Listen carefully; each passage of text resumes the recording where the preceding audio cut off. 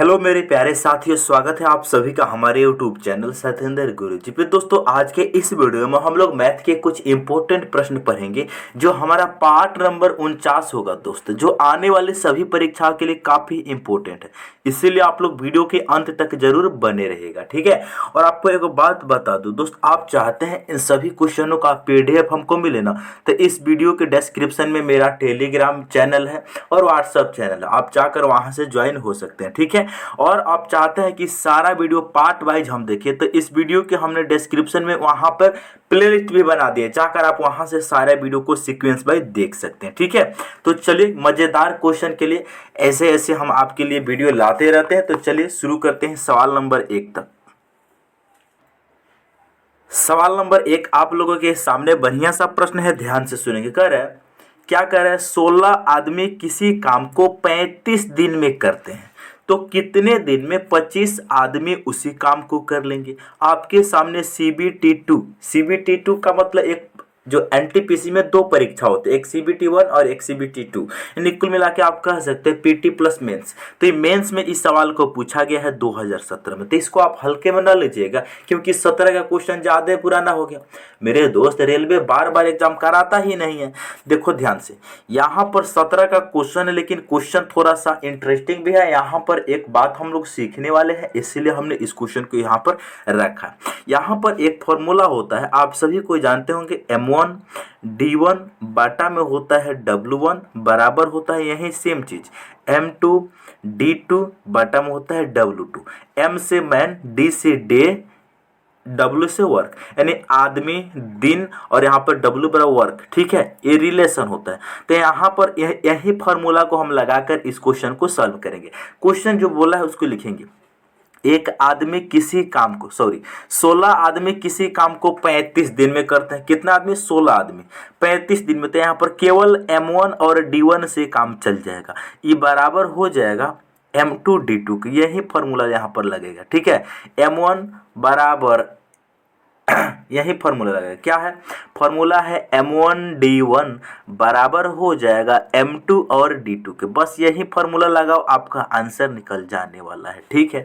सबसे पहले देखेंगे, 16 आदमी किसी काम को 35 दिन में करते हैं, ठीक है। तो यहाँ पर इस समीकरण में रखेंगे, M1 के जगह पे हम 16 मानेंगे और D1 के जगह पे हम 35 मानेंगे। किसी भाई को कोई दिक्कत, कोई परेशानी नहीं होनी चाहिए। तो यहाँ पर 16 आदमी किसी काम को 35 दिन में करते हैं, तो M1 के जगह पे 16 लिखेंगे, D1 के जगह पे 35 लिखेंगे।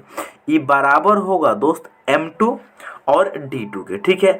M2 कितने दिन में 35 आदमी, M2 कितना है? 25, ठीक है। M2 कितना है भाई? 25 आदमी उसी काम को कितने दिन में पूरा करेंगे। इसका मतलब हमें D2 निकालना है। बात को समझ रहे हैं? यानी D2 मिसिंग है, हमें D2 निकालना है।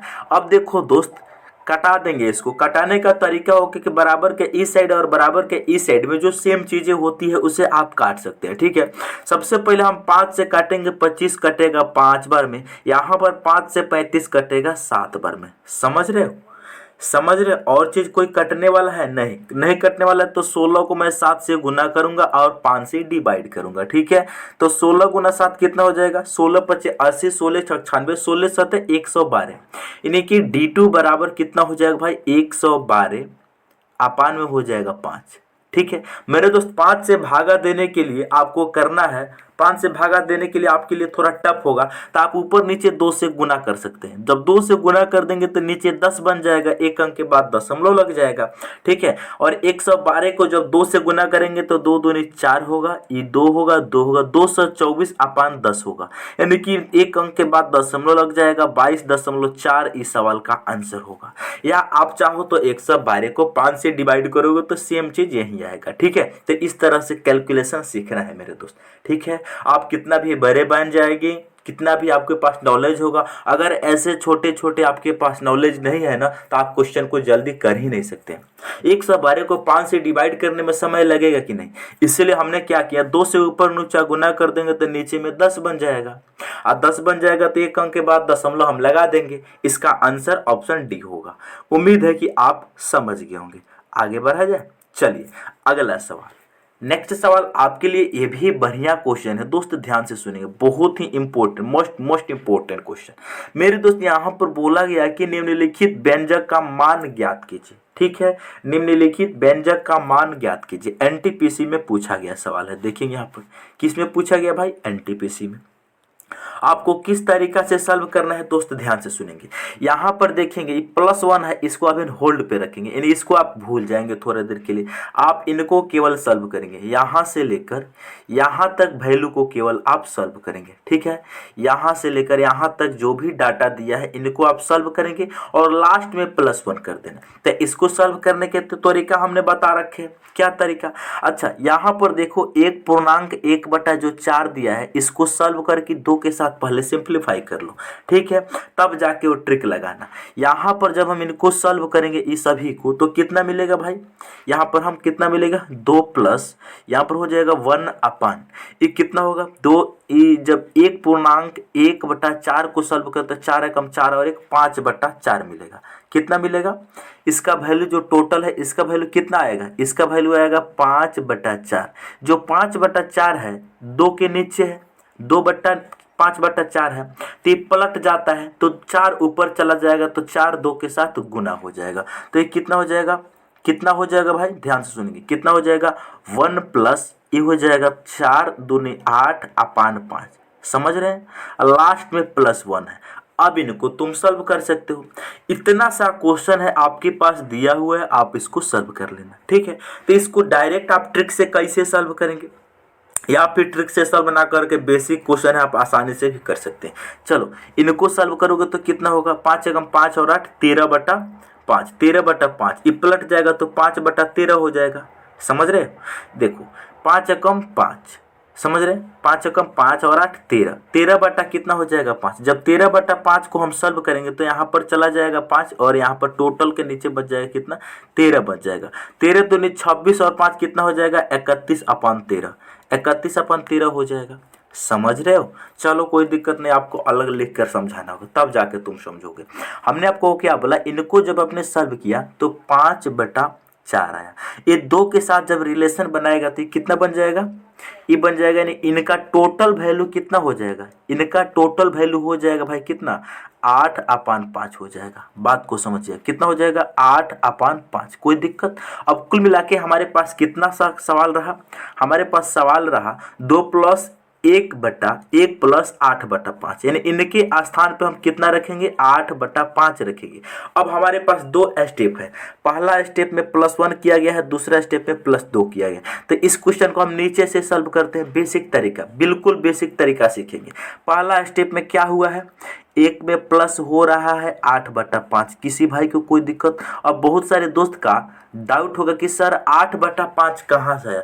मेरे दोस्त, जब आप 2/1.1/4 को जब आप सिंप्लीफाई करेंगे ना, सॉल्व करेंगे तो 8/5 ही मिलेगा। ठीक है, कोई दिक्कत कोई परेशानी नहीं। अच्छा, दूसरा स्टेप में क्या है भाई, दूसरा स्टेप में है 2 + 5/8 है, ये अगली बार 1 के नीचे है तो पलट जाएगा, तो ये हो जाएगा 5/8 हो जाएगा। जब हम इनको सॉल्व करेंगे तो कितना 8 दूनी 16 और 5 कितना हो जाएगा 8 दूनी 16 5 समझिएगा 5 एकने 5, 5 एकने 5, सॉरी मेरे दोस्त, यहाँ पर सॉल्व ही कहा किए हैं। अभी इनको सॉल्व करना, पहला स्टेप में जो 1 + 8/5 है इसको सॉल्व किया जाएगा ना, तो 5 एकने 5 और 8 13/5 होगा।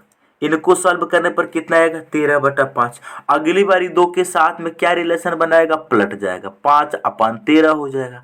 इनको हम सॉल्व करेंगे तो कितना होगा 13 दूनी 26 और 5 31 बटा में हो जाएगा 13। किसी भाई को कोई दिक्कत नहीं।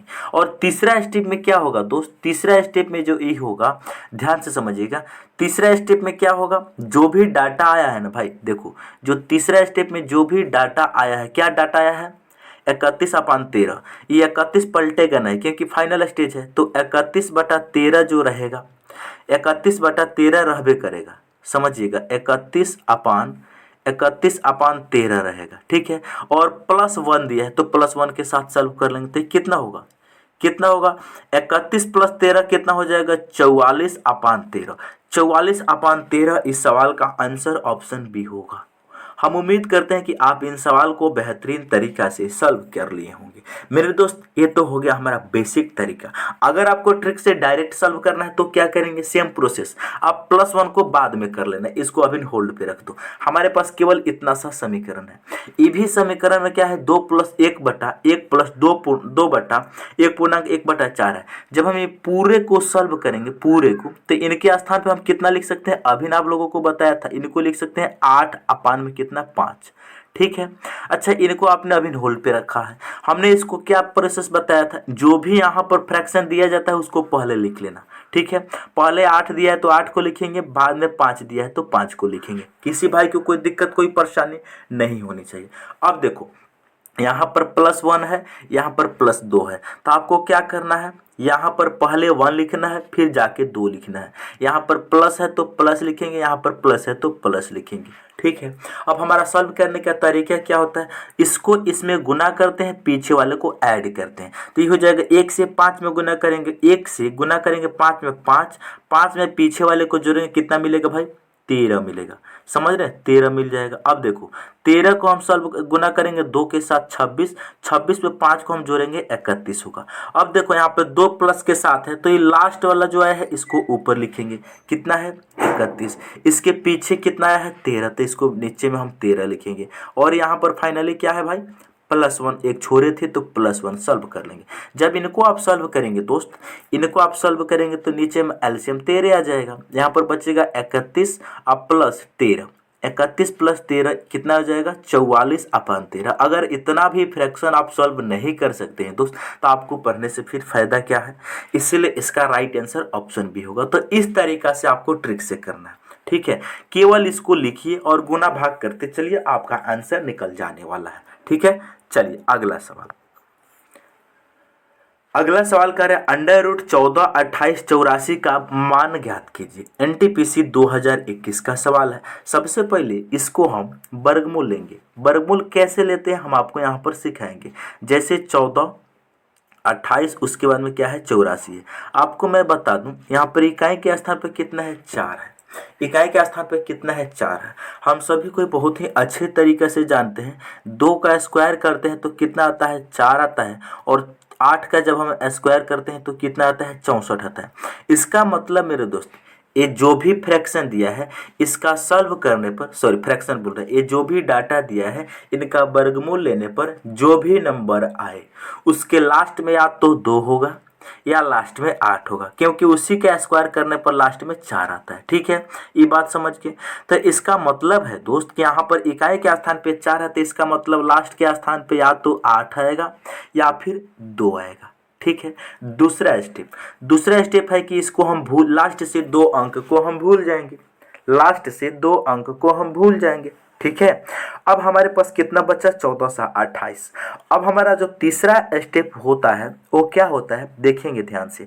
ऐसा कोई नंबर जिनका स्क्वायर 14 सा 28 से छोटा हो या फिर 14 सा 28 के इक्वल हो, लेकिन 14 सा 28 से 12 नहीं होना चाहिए।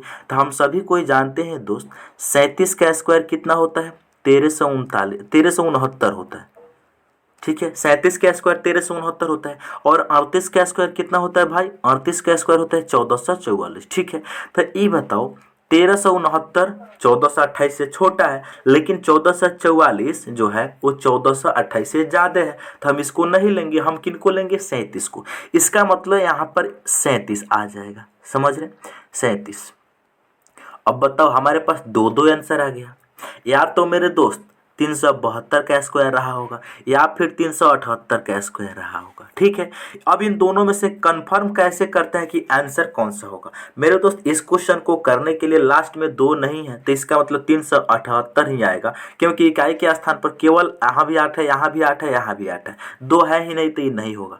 लेकिन अगर यहाँ पर एक ऑप्शन 2 हो जाता लास्ट में, तो हम कैसे सॉल्व करते हैं, देखो ध्यान से मेरे दोस्त, हम आपको बता रहे हैं। देखो कंपेयर कैसे करते हैं। जो 1428 लिखा है ना, इसको जांचेंगे। ये 1400 अगर 44 के ज़्यादा में नज़दीक है तो ये 12 वाला आंसर होगा। अगर 1369 के ज़्यादा में नज़दीक है तो ये छोटा वाला आंसर होगा। जो 1428 है दोस्त, वो 1444 के ज़्यादा नज़दीक है, इसीलिए ये 12 वाला आंसर होगा। ऐसे कंपेयर करते हैं। समझे कि नहीं समझे हैं तो कमेंट कीजिएगा, हम अगले वीडियो में फिर से स्क्वायर का ट्रिक बताएंगे। ठीक है, चलिए अगला सवाल। अगला सवाल कह रहा है हितेश की आयु 40 वर्ष है और रोहित की आयु 60 वर्ष है। कितने वर्ष पहले उनके आयु का अनुपात 3:5 था। 2014 का सवाल है, लेकिन यहाँ पर कंसेप्ट आपको एक अच्छा देने वाले हैं। कह रहे हैं हितेश की आयु कितना है, 40 वर्ष है, रोहित की आयु 60 वर्ष है और उनके कितने वर्ष पहले उनकी आयु का अनुपात 3:5 रहा होगा। सबसे पहले हितेश का है तो हितेश के लिखेंगे, मान लीजिए 40 रहा और रोहित के आयु कितना 60 रहा। अगर मान लेते हैं इन दोनों का अनुपात निकालेंगे तो 40:60 होगा, लेकिन क्वेश्चन बोला है कितने वर्ष पहले उनके आयु का अनुपात 3:5 था। मान लेते हैं कि x वर्ष पहले उनकी आयु का अनुपात 3:5 था, तो इसमें से भी x घटेगा, इसमें से भी x घटेगा, तभी तो जाके उसको अनुपात बने कितना 3/5। किसी भाई को यहाँ तक कोई दिक्कत कोई परेशानी नहीं है। अब हम इनको सॉल्व करेंगे कैंची गुना से, ठीक है। कैंची गुना से सॉल्व करेंगे तो कितना होगा भाई, जब इनको सॉल्व करेंगे तो कितना होगा, सबसे पहले इनको हम ऐसे गुना करेंगे, ऐसे कैंची गुना, तो कितना हो जाएगा 40 हो जाएगा 200 माइनस ये हो जाएगा 5x बराबर में कितना हो जाएगा भाई, बराबर में यहाँ पर जब सॉल्व करेंगे तो हो जाएगा 6 तिरकी 18 180 माइनस 3x। यहाँ से देखो दोस्त माइनस 5x है, इधर माइनस 3x है। जब हम माइनस 5x को रहने देंगे 3x उधर से इधर लाएंगे तो यहाँ पर कितना बनेगा -5x और प्लस का 3x हो जाएगा और यहाँ पर हो जाएगा कितना 180 और माइनस ये चला जाएगा 200, 200 इधर प्लस के है बराबर के उस साइड में जाएगा तो माइनस हो जाएगा। तो यहाँ से 5x में से 3x घटेगा तो -2x बचेगा। यहाँ पर कितना बचेगा -20। यहाँ से माइनस कटेगा, 2 से कटेगा 10, तो यानी कि x बराबर कितना आ गया 10। तो कुल मिलाकर ये बात रहा कि 10 वर्ष पहले उनकी आयु का जो अनुपात था वो 3:5 था। इसका राइट आंसर ऑप्शन ए हो जाएगा। ये तो हो गया मेरे दोस्त बेसिक तरीका, ठीक है, ये हो गया बेसिक तरीका। क्या बेसिक तरीका, लेकिन इसको हम डायरेक्ट भी सॉल्व कैसे करेंगे, ध्यान से सुनेंगे। आपको सबसे पहले क्या करना है, यहाँ पर 40 दिया है और यहाँ पर 60 दिया है हितेश और रोहित की आयु, ये बनाना कितना है 3:5, ठीक है, समझ रहे। इसमें से कितना घटा दे के 3:5 बन जाए, सबसे पहले ध्यान से सुनेंगे आप लोग। 40 यहाँ देखो 40 है, यहाँ कितना है 60 है।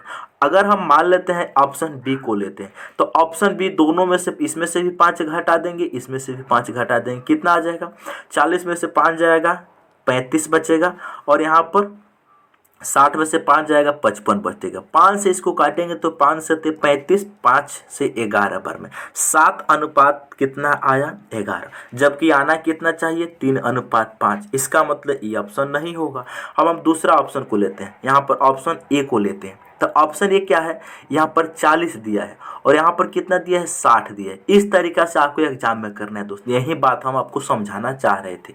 अगर इसमें से भी 10 घटा लें, इसमें से भी 10 घटा लें तो 40 में से 10 घटेगा कितना बचेगा 30 बचेगा।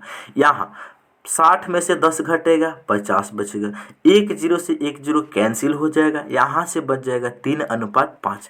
इसका मतलब ऑप्शन ए हमारा बिल्कुल राइट आंसर है, क्योंकि 10 वर्ष घटाने के बाद अनुपात 3:5 मिला है। तो इस तरीका से आपको करना है एग्जाम में। किसी भाई को कोई दिक्कत कोई परेशानी नहीं। चलिए अगला सवाल। चलिए सवाल नंबर नेक्स्ट हमारा क्या कह रहा है, ये भी इंपॉर्टेंट क्वेश्चन है, इसीलिए इसको हमने थंबनेल के रूप में भी दिया है।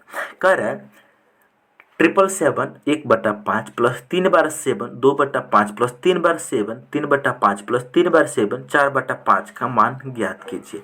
एनटीपीसी में पूछा गया सवाल है। हम आपको इस क्वेश्चन को बताने से पहले आपको 1-2 बेसिक बात बता दे रहे हैं, ध्यान से सुनेंगे। जैसे अगर कहीं भी लिखा जाए, मान लीजिए 22 सही 1/2 लिखा है और कहीं पर लिखा है 22 प्लस 1/2 लिखा है, इन दोनों का मतलब सेम होता है, इन दोनों बराबर होता है। कैसे, क्योंकि हम 22 दूनी 44 में 1 जोड़ेंगे कितना हो जाएगा 45/2 हो जाएगा।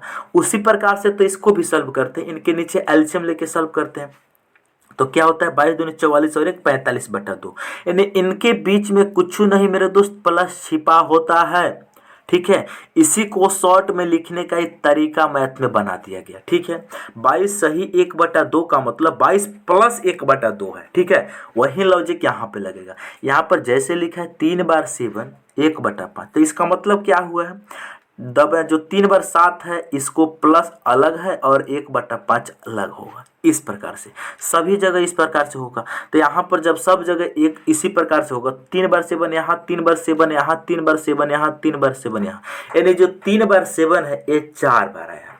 हम आपको बता रहे हैं जैसे किसी संख्या को 4 बार आप जोड़ेंगे या एक ही संख्या को 4 बार गुना कर देंगे तो आपके पास जो वैल्यू आएगा वो इक्वल आएगा। एग्जाम्पल के तौर पे समझेंगे, जैसे 11 11 11 11, 4 बार जब हम ऐड करेंगे तो कितना मिलेगा, 44 मिलेगा। लेकिन इसी 11 को कितनी बार प्लस किया गया है, 4 बार। सेम चीज़ें है, जब सेम चीज़ें को 4 बार ऐड करेंगे तो 44 आया। उसी सेम चीज़ें को अगर 4 से मल्टीप्लाई कर देंगे तो भी 44 आएगा। लेकिन शॉर्ट ए हुआ कि ए हुआ, आप बोलेंगे नहीं ए हुआ। वही लॉजिक यहाँ पर लगाओ। यहाँ पर 777 है, 777 है, 777 को लिखेंगे। 3 बार 7 है तो 3 बार हम 7 को लिखेंगे। अच्छा, तीनों जगह चारों जगह सेम है तो हम 4 से मल्टीप्लाई कर देंगे तो ये सभी का सम आ जाएगा। और यहाँ पर देखो, यहाँ पर आपके पास क्या बचेगा, 1/5 बचेगा। यहाँ पर क्या बचेगा, 2/5 बचेगा। यहाँ पर क्या बचेगा, 3/5। इसके अगली बार बचेगा 4/5। कोई दिक्कत कोई परेशानी नहीं।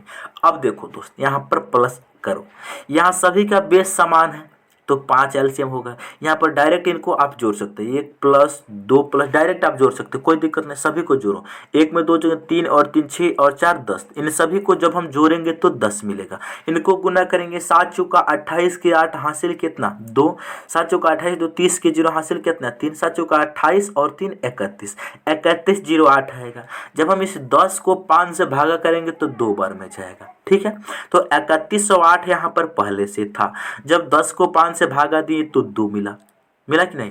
इस 5 से 10 कटेगा 2 बार में, तो 3108 में 2 को जोड़ेंगे तो 3110 इस सवाल का सही आंसर होगा। ऑप्शन नंबर हमारा कौन सा होगा, डी। हम उम्मीद करते हैं कि आप इन सवाल को बेहतरीन तरीका से समझ गए होंगे, कैसे सॉल्व किया गया है ये भी सीख चुके होंगे। अगर ऐसा ही वीडियो आपको देखना है ना दोस्त, हमारे चैनल पर ऐसा वीडियो पड़ा हुआ आप लोग जाकर देख सकते हैं। ठीक है मेरे दोस्त, अगर आपको वीडियो अच्छा लगता है तो अपने दोस्तों के पास शेयर जरूर करेंगे। चलिए अगला सवाल। अगला सवाल कह रहा है ए और बी की आय का अनुपात 3:2 है, उनके व्ययों का अनुपात 5:3 है। व्यय मतलब कितना, खर्चा का अनुपात 5:3 है। यदि उनमें से प्रत्येक 2000 की बचत करता है तो उनकी आय का अंतर बताना है। एनटीपीसी 2021 का सवाल। हम आपको एक फॉर्मूला बताते हैं मेरे दोस्त, आपका जो भी आय है उसमें से अगर आप बचत घटा देंगे, यानी जो भी कमाते हैं उसमें से जितना बचाते हैं घटा देंगे तो आपके पास खर्चा आ जाएगा। ये फॉर्मूला तो सभी कोई जानते हैं, यानी जो भी कमा रहे हैं उसमें से जितना आप बचा रहे हैं घटा लेंगे तो जितना वैल्यू आएगा, इसका मतलब पूरा का पूरा खर्च हो चुका है। वही बात है यहाँ पर, इसी फॉर्मूला को अप्लाई करके यहाँ पे बनाया जाएगा। ए और बी की आय का अनुपात कितना है, 3:2 है। तो इसको अनुपात में है तो हम 3x और 2x हम मान सकते हैं। ठीक है, कोई दिक्कत। इसकी आय कितना है 3x और इनका आय, एक आय 3x है, बी का आय कितना है 2x। अगर दोनों 2-2 हज़ार का बचत करता है, दोनों 2-2 हज़ार का बचत करता है, इसमें से भी 2000 घटा लें और हम इसमें से भी 2000 घटा लें तो हमारे पास जो वैल्यू आएगा वो किसका आ जाएगा, जो वह बचा रहा है उसका, व्यय जो खर्चा कर रहा है उसका आ जाएगा कितना, 5:3।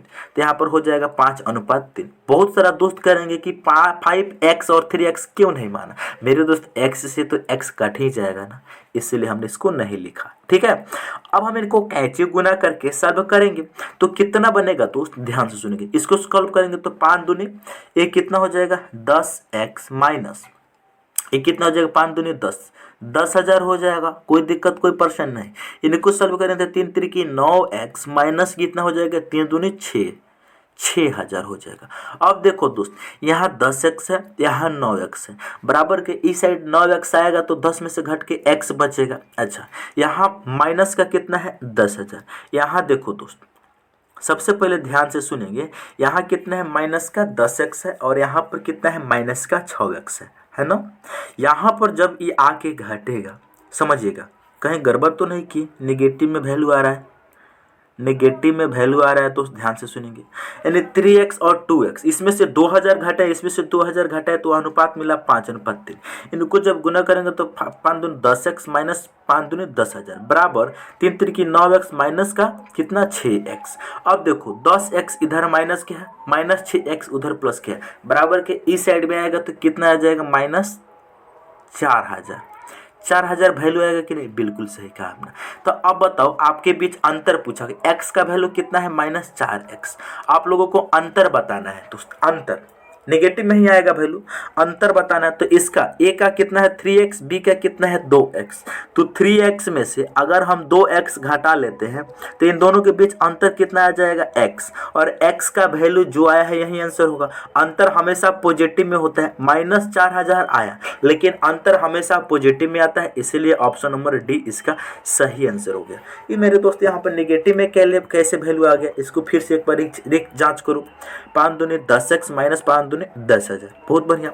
ये 3 3 9x माइनस 6x, यहाँ 9x आके घटेगा तो x बचेगा, बहुत बढ़िया कहा आपने। अच्छा यहाँ माइनस का 10x उधर से, हाँ मेरे दोस्त सॉरी माइनस में नहीं आएगा प्लस में आएगा, गलत हम लोगों ने कर दिया। कैसे देखो ध्यान से, यहाँ पर 3x है, a का वैल्यू 3x और b का वैल्यू कितना है 2x है। इसमें से भी 2000 इसका घटा लेंगे और यहाँ से भी हम 2000 घटा लेंगे, ठीक है। 2000 जब घटा लेंगे तो कितना बचेगा 5:3 बचेगा। इनको सॉल्व जब हम लोगों ने किया तो कितना मिला 5 दूनी 10x, और यहाँ पर कितना हो जाएगा, इसको सॉल्व कर रहे हैं तो 5 दूनी 10x माइनस 5 दूनी 10,000। किसी भाई को कोई दिक्कत, 10,000 बराबर, ध्यान से सुनिए कैसे कट गया यार, फिर से देखो 3x बटा 3x में से हम 2000 घटाएंगे तो a का आ जाएगा क्या खर्चा। अच्छा b का हम 2x में से अगर दोस्त हम 2000 घटा रहे हैं तो कितना आ जाएगा, 5:3 आ जा रहा है। जब हम इनको सॉल्व कर रहे हैं तो ये हो जाएगा 5 दूनी 10x, समझिएगा ध्यान से, कितना हो जाएगा 5 दूनी 10x हो जाएगा कि नहीं, बिल्कुल, माइनस ये कितना हो जाएगा 5 दूनी 10,000, यहाँ पर हो जाएगा 10,000 बराबर में हो जाएगा, ये हो जाएगा 3 3 9x माइनस 6,000। अब देखो दोस्त जो यहाँ पर हम मिस कर रहे थे, ये कर रहे थे, जो 10x इधर है 9x उधर है, 9x इस साइड में आएगा तो 10 में से घटेगा तो कितना बचेगा x बचेगा। जो माइनस का 10 इधर है बराबर के इस साइड में जाएगा तो प्लस हो जाएगा, इस साइड में पहले से माइनस का 6,000 है तो प्लस का 10,000 में से माइनस का 6,000 घटेगा तो 4,000 बचेगा। यानी x का वैल्यू कितना आ गया 4,000 आ गया। यानी x के स्थान पे हम 4,000 आराम से रख सकते हैं, लेकिन हम क्यों करेंगे, देखो क्वेश्चन बताया है कि उनकी आय का अंतर बताना। अंतर का मतलब होता है जो 12 होता है उसमें से छोटा को घटाते हैं। तो a का कितना है 3x, b का कितना है 2x, तो 3x माइनस करेंगे हम 2x तो कितना बचेगा भाई x बचेगा। x का वैल्यू हमारा अंतर होगा, तो यहाँ पर x का वैल्यू 4,000 आया है तो इसका मतलब 4,000 ऑप्शन डी, ठीक है। उम्मीद है कि आप इन सवाल को समझ गए होंगे। आगे बढ़ा जाए दोस्त, चलिए अगला सवाल ये भी त्रिकोणमिति का आसान सा ही क्वेश्चन है, लेकिन आपको आना चाहिए त्रिकोणमिति का थोड़ा नॉलेज आप लोग लेते चलिए। रेलवे एनटीपीसी ऑनलाइन परीक्षा 2021 का सवाल है, कर है साइन 60 डिग्री और कॉस 60 डिग्री का मान बताना है। हम आपको बता रहे हैं दोस्त, अगर आप लोगों को त्रिकोणमिति में जो 0 डिग्री से लेकर कम से कम 90 डिग्री तक अगर आपको मान याद नहीं है तो ऐसे क्वेश्चन को आप नहीं सॉल्व कर सकते। तो आप जाके क्लास 10th के बुक में मिलेगा या फिर किसी भी प्रकाशन का बुक कंपटीशन का ले लीजिएगा, थ्योरी होगा जिसमें, उसमें यहाँ पर आपको मिल जाएगा, आप उसको जाकर रट सकते हैं, ठीक है। चलो तो साइन 60 डिग्री का मान कितना होता है, हम सभी कोई जानते हैं साइन 60 डिग्री का मान होता है √3/2। कॉस 60 डिग्री का मान कितना होता है, कॉस 60 डिग्री का मतलब होता है 1/2, कॉस 60 डिग्री का मान होता है 1/2। अब हम इनको सॉल्व करेंगे, √3 से 1 में गुना करेंगे √3 होगा और 2 दूनी 4 हो जाएगा, तो √3/4 इस सवाल का आंसर होगा, √3/4 ऑप्शन नंबर डी। हम उम्मीद करते हैं कि एनटीपीसी में इतना भी आसान क्वेश्चन आपसे पूछ लिया गया। चलिए अगला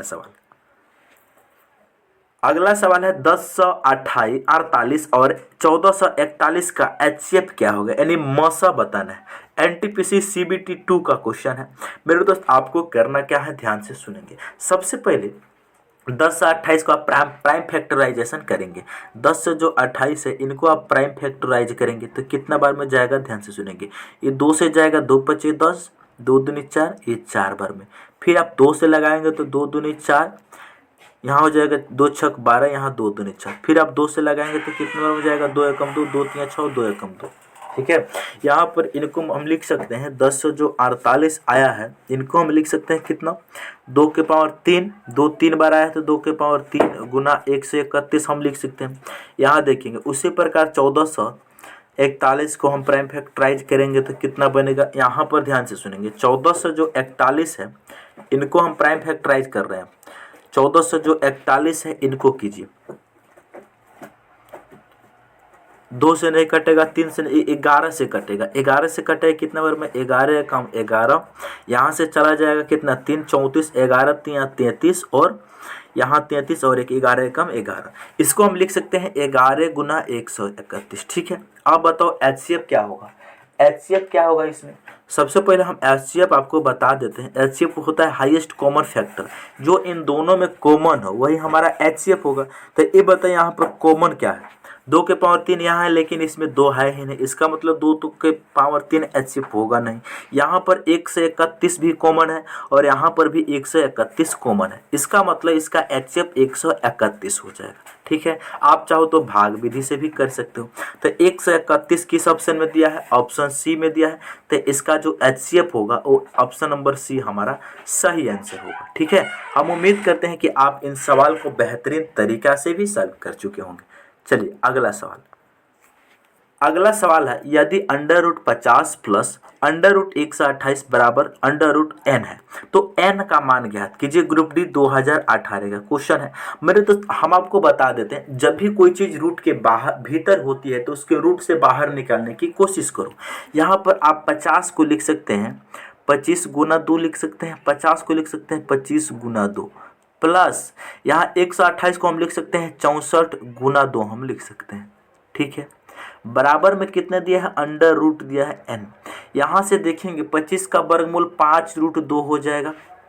समझिएगा 25 का वर्गमूल आता है 5, a√2 भीतर रहेगा, कोई दिक्कत कोई परेशानी नहीं। प्लस यहाँ पर 64 का वर्गमूल 8 आता है, यहाँ पर 2 रह जाएगा, बराबर कितना हो जाएगा, √n हो जाएगा। यहाँ से दोनों को हम ऐड कर सकते हैं क्योंकि यहाँ पर 5 गो √2 है, यहाँ पर 8 गो √2 है, तो इनको जोड़ेंगे तो कितना मिल जाएगा दोस्त, 13√2 मिल जाएगा। 13√2 बराबर इधर √n है मेरे दोस्त। यहाँ पर रूट में वैल्यू आ रही है, रूट को हटाने के लिए क्या करना होगा, आपको दोनों साइड वर्ग करना होगा। अगर हम इधर भी स्क्वायर कर दे अपने मन से, इधर भी स्क्वायर कर दे, वैल्यू पे कोई फर्क पड़ेगा नहीं क्योंकि ये 2 से स्क्वायर कट जाएगा। दोनों साइड स्क्वायर करेंगे तो कितना हो जाएगा, 13 का स्क्वायर।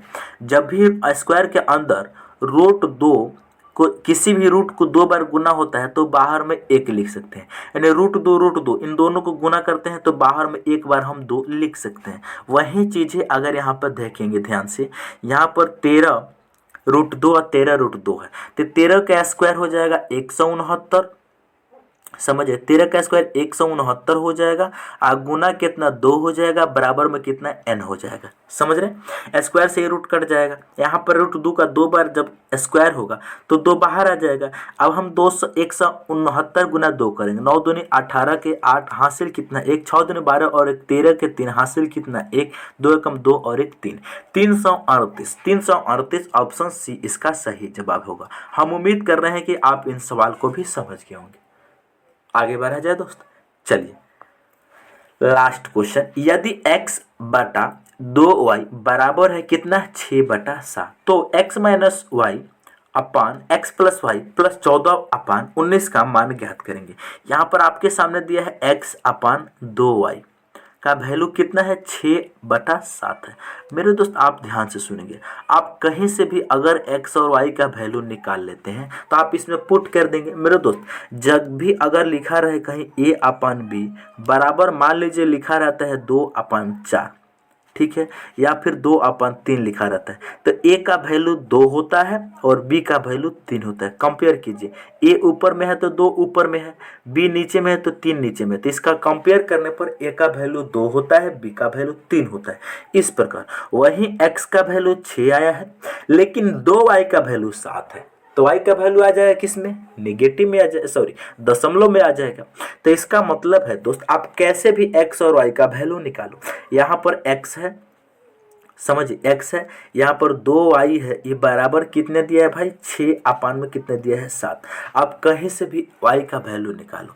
हम अगर यहाँ पर एक कॉमन सेंस लगाते हैं, यहाँ भी हम 2 से मल्टीप्लाई कर दें, यहाँ भी हम 2 से मल्टीप्लाई कर देते, 2 2 कट जाएगा, कोई फर्क नहीं पड़ेगा। लेकिन 2 से मल्टीप्लाई करने पर इस 2 से इस 2 को हम काट सकते हैं, तो हमारे पास बचेगा x/y बराबर कितना हो जाएगा, ये तो कटेगा नहीं, तो 6 दूनी 12/7 हो जाएगा। समझ रहे हैं, इस हिसाब से x का वैल्यू अगर 12 है तो y का वैल्यू 7 है। कैसे आया है आप समझ गए होंगे, मिटा दे। अब x का वैल्यू 12 है, y का वैल्यू 7 है, तो यहाँ से x/y कितना आ गया है, x का वैल्यू 12 है, y का वैल्यू 7 है। अब इसको आप यहाँ पर रख सकते हैं, यहाँ पर जब रखेंगे x के स्थान पे 12 रखेंगे, y के स्थान पे 7 रखेंगे, तो 12 - 7 कितना बचेगा, 5 बचेगा, बटा x के स्थान पे 12 रखेंगे, y के स्थान पर 7 रखेंगे, तो 12 में 7 को हम ऐड करेंगे, कितना बनेगा, 19 बनेगा। यहाँ पहले से ऑलरेडी प्लस में कितना दिया है, 14/19 दिया है। जब बेस समान है तो नीचे में 19 रहबे करेगा। 14 में हम 5 को जोड़ देंगे, कितना हो जाएगा, 19। तो 19/19 इस सवाल का आंसर दिया गया है ऑप्शन बी में। हम उम्मीद करते हैं कि आप इस सवाल को भी समझ गए होंगे। चलिए, हम उम्मीद करते हैं कि आप लोग सारे प्रश्न को बहुत ही अच्छे तरीका से समझ गए होंगे। यदि आप हमारे चैनल पर पहली बार आए हैं तो चैनल को जरूर सब्सक्राइब करें और अपने दोस्तों के पास शेयर करें। मिलते हैं नेक्स्ट वीडियो में।